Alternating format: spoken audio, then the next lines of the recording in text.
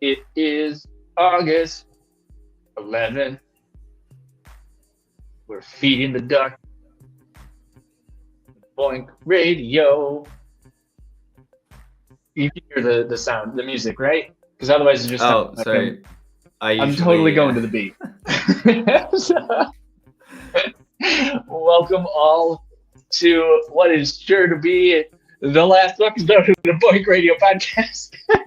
It is indeed the finale. I have an intro. Normally I say join us every week, but that would be silly to say moving forward.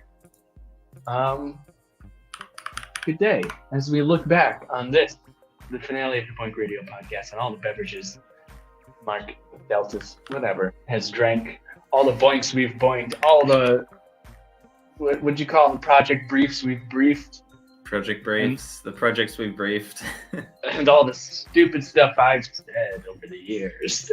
And actually, thinking about it, I haven't gone back to look at anything, so it's all going to be pulled from memory. That said, what's up, man? How's it going? Yeah, not too bad.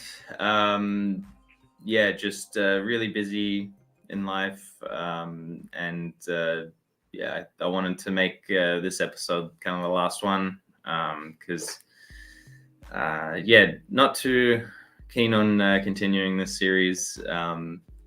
It's meant a little bit of work needs to be put in by myself, and I just don't think I can continue with it. But anyway, I'm here with the new beverage as well, if we'd like to do the usual and talk about some of the fun times we've had in doing this whole radio show, and also just the stuff that we've done in the community.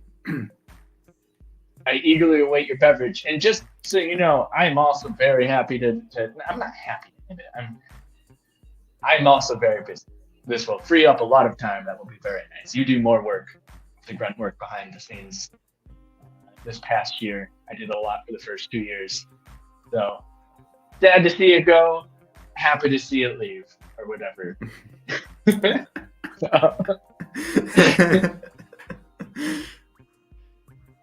All right, beverage time. Beverage time. All right. Now we have Sunkissed over here, but I've never seen this flavor before. Green? Sunkissed watermelon lemonade. Ah, it sounds pleasant. Yeah, it does, but I've never ever seen anything like this.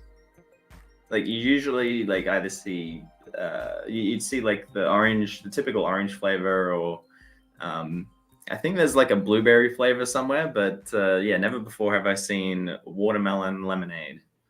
So we're gonna give it a shot and see what it's like. Blueberry sounds awkward. How do you put blueberry in a drink? Have you ever had like those watermelon like candies, like the actual? I know exactly what you're talking about, actually. And yeah. Like, well, the gummy ones or the hard ones? I think the hard ones. Not sure then. Okay, well, I'm pretty sure it tastes like exactly like that. Like that's what it tastes like. I can taste a lot of watermelon. I can't really taste any lemonade. But yeah, other than that, it's like really good. Like, I'd probably purchase this over like the orange flavor. I'd say it's better than the orange flavor. All right. Here's a question for you, since it's our last episode. Actually, it's a two-part question because I can't get this first part out of my mind, so I'm going to have to ask it. Have you ever had a root beer float? Nope. Root beer barrel. A root beer what? Barrel. The hard barrel. candy that's supposed to taste like root beer. No, I haven't. Does that exist? Oh, man. Actually, I don't know if they do anymore, but I used to have them when I was a kid. It was awkwardly delicious. But the real question is, over the years, what has been the most disgusting beverage that you've had? And it can't be something you think about. It should just come to your head. It's that bad. Yeah, no, this one does come to my head as that bad, because I've told plenty of people about how bad it actually was. Actually, there's two, but the most like interesting one is probably got to be the oak jam ball donut. Yep. Because I literally describe its taste as if you've just got milk, put it in a blender, get jam ball donuts, put it in the blender, and then blend it up. That's exactly what it tastes like and how it feels to drink that stuff. Yeah. And yeah, the other thing that I did drink, I think, on one of the radios was seaweed tea, which was probably the most disgusting thing that I've ever tasted, ever. That does sound disgusting. I don't remember that one. I remember the jam ball donut one because the oak was memorable. Yeah, like they know the how to most market. memorable one. Yeah. I've actually talked with some people that I've talked with one person who said that they actually like that flavor. That person's disgusting. You don't talk to them anymore, right? That ended the friendship. So. Yeah. What did you say to me? Man. Yeah, that's got to be the most disgusting. But do we want to talk about probably the best tasting drink? Yeah, sure. It's gonna be a hard one because there were a lot of drinks that were very good. It's probably going to be one of the oak ones. Because again, it's the most memorable ones. Banana milk. The banana milk was like kind of hold on. Are we talking the oak banana milk or are we talking the Taiwanese banana milk? Oak was what I was thinking of. The oak banana. Okay, the oak banana milk's pretty good.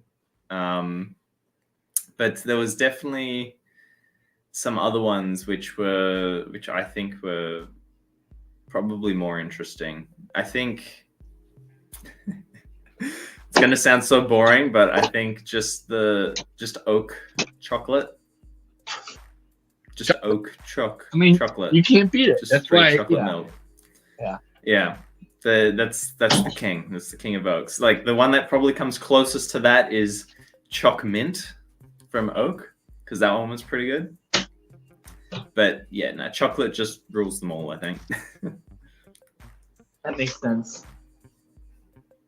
That makes sense. All right, what else should we talk about? We got a whole bunch of news lined up, I think. Oh, do we? This is the last news we ever do. Yeah, there's true. actually we might come back in the future. Yeah, there's some pretty interesting things as far as I saw. Do you want me to get started with one of them? Yeah, go for it. Okay. I'd like to bring up some news from the Mapping Cancer Markers team. So from Well Community Grid. They've released some results on analyzing one particular marker called GSDMB, which is called Gasdermin B. You might see it at Protein Fashion Week. So Well Community Grid is just thanking participants since November 2013. All volunteers for the Mapping Cancer Markers project have donated over 820,000 CPU years to the project. So I'll repeat that one more time. 820,000 years worth of computation to mapping cancer markers. A lot of years. Yeah. So Well Community Grid is thanking all the participants in mapping cancer markers and helping to analyze the research data for cancers and sarcomas at a speed that no one has ever thought was possible before. So here are the results. The GSDMB protein is more or less kind of like a marker to kind of tell, maybe this person might have this type of cancer. So what they found was that it did in fact identify a particular few types of cancers, specifically, I think it was bladder cancer. Hold on.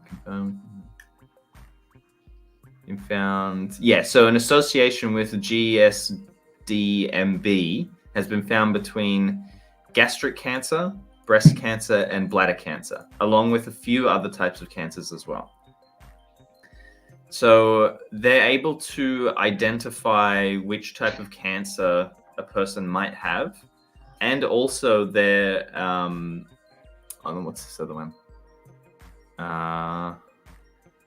They're able to identify, or at least like break down and remove all the invalid results from a whole list of possible cancers that you might have by just simply detecting the levels of GSDMB.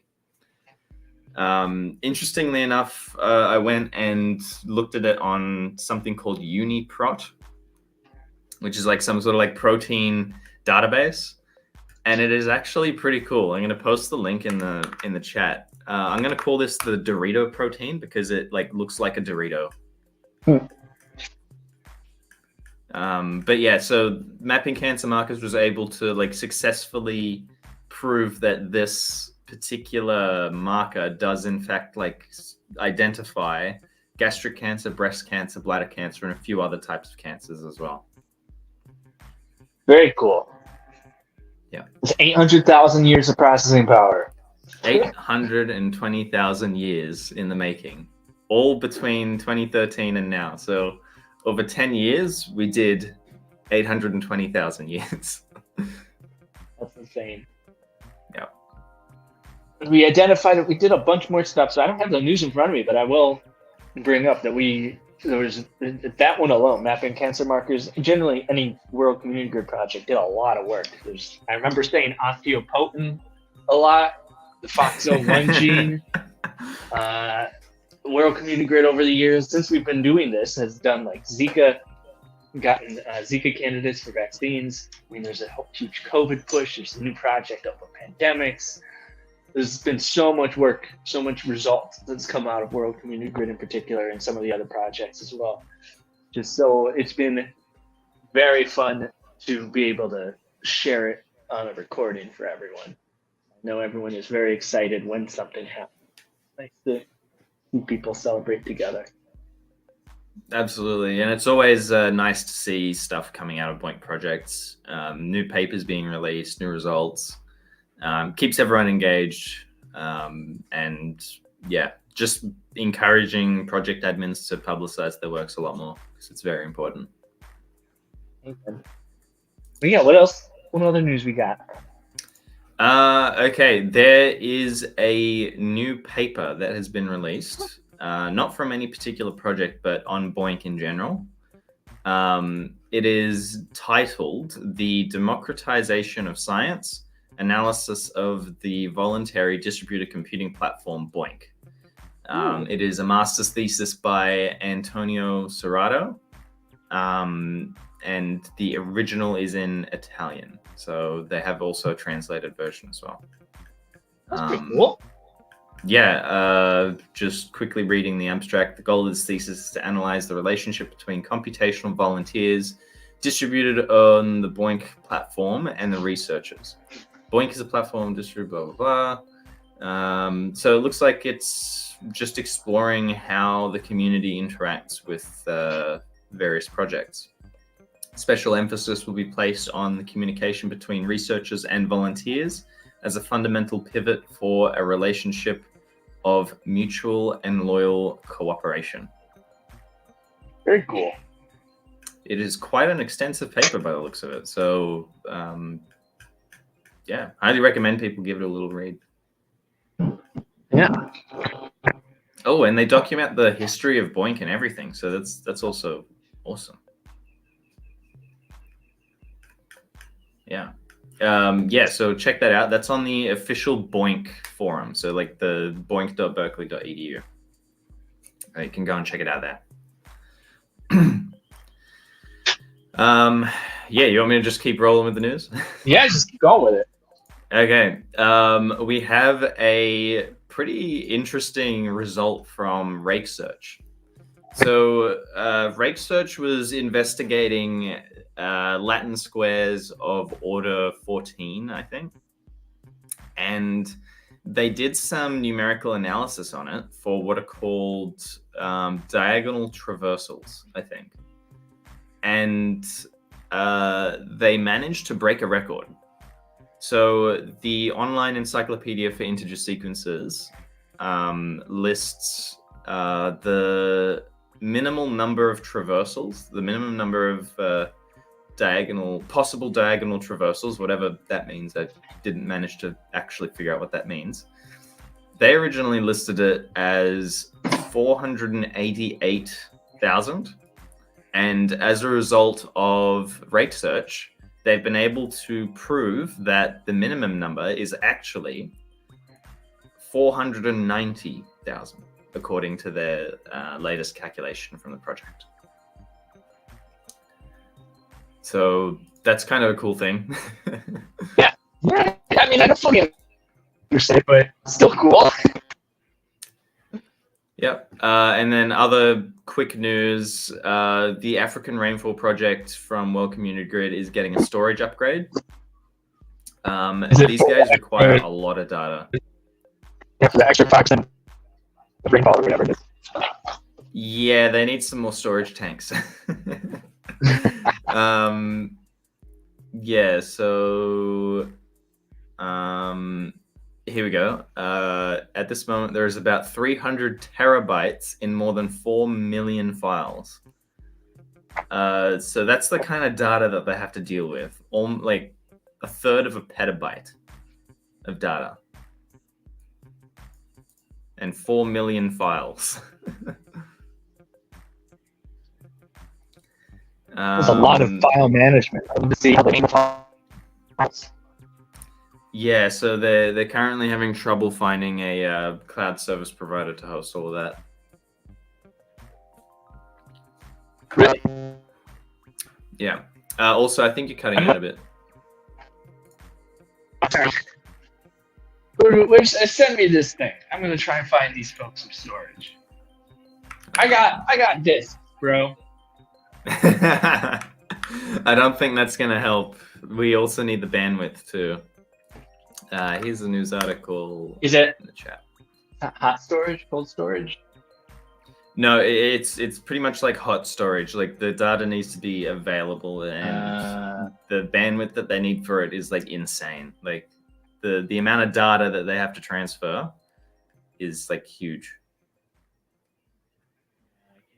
Because imagine transferring all this data. Like, you're not going to do it on like a couple megabytes per second. That'd take like a couple years. Well, hold on. Do they need to store it? Do they need to move it once, or do they need to have continuous access to it? They need to move it once and have continuous access to it. They basically want to move from their existing service provider to a new service provider.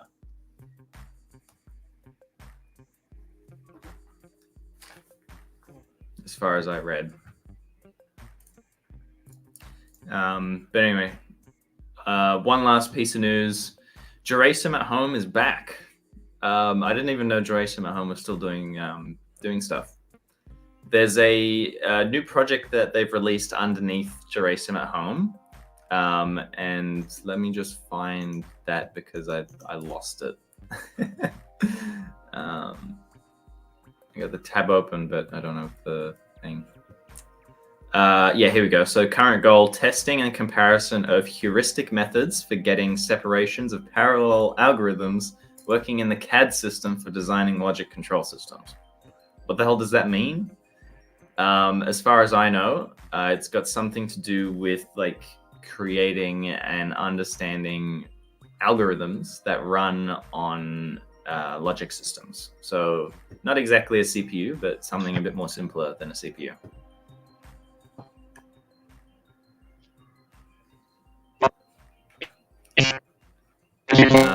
Live on radio. You are very robotic. I just caught my dog drinking out of the toilet. Never happened. He's never done that. It happened here. Oh my god. What a way to end. Oh boy. You're so embarrassed. Okay. So Jurasum is back. Jurasum is back. Yep.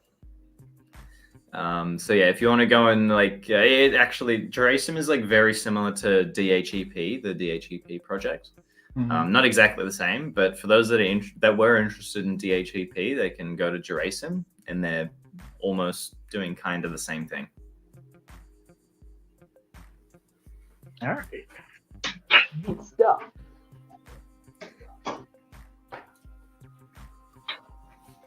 So that's the news for the week. Where does that leave us?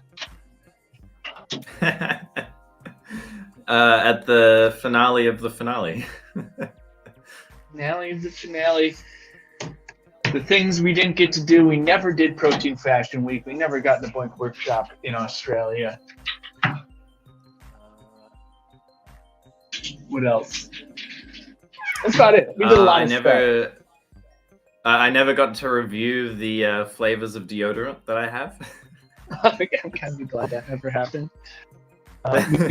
We did get, you got through every BOINC project on the project brief, which is pretty cool. So those recordings exist and will continue to exist forever. Hopefully. Yeah, I don't think I got through every BOINC project, but I got through a decent amount. Yeah. I think I got through like a decent portion of like currently active projects and inactive projects. Yep.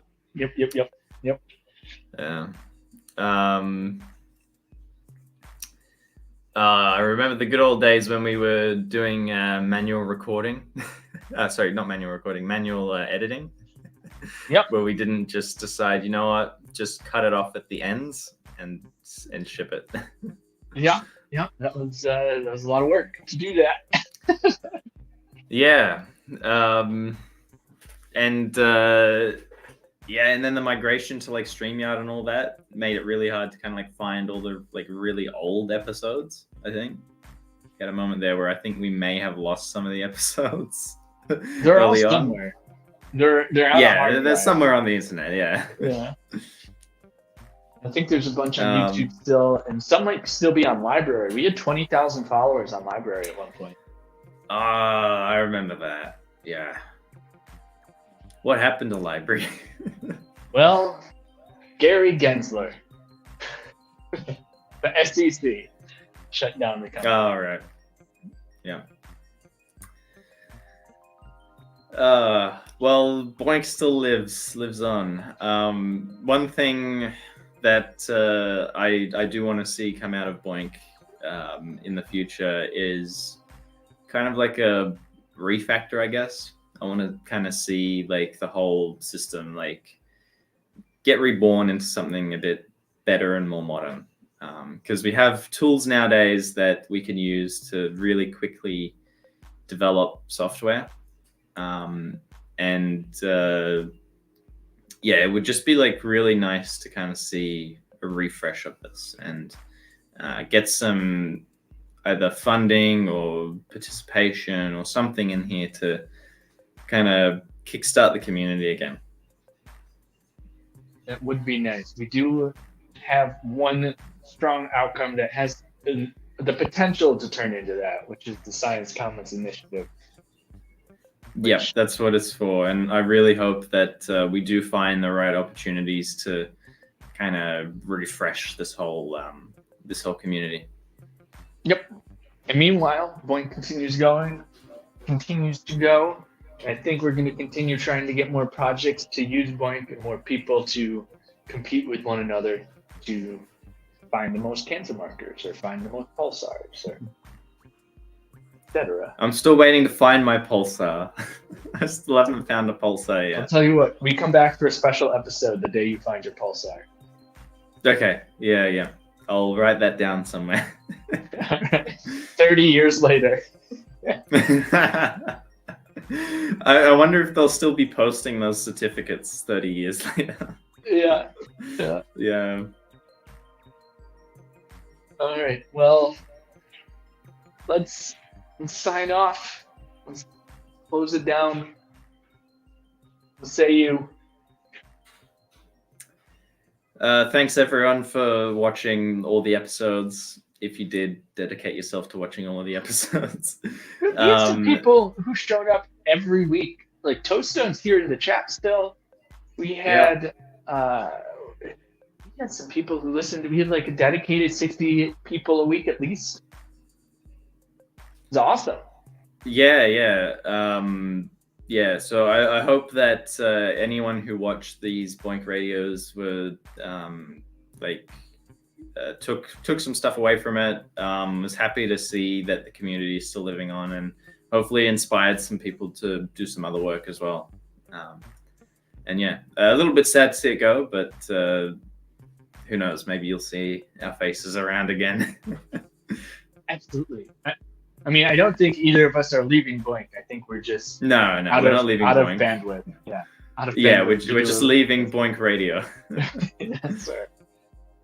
So for sure, you'll find us on the Discord, at any workshops we can make it to, and all that fun stuff. But yeah, it is sad. I think you said it well, so I'll just say it is sad, and hopefully we'll be back one day.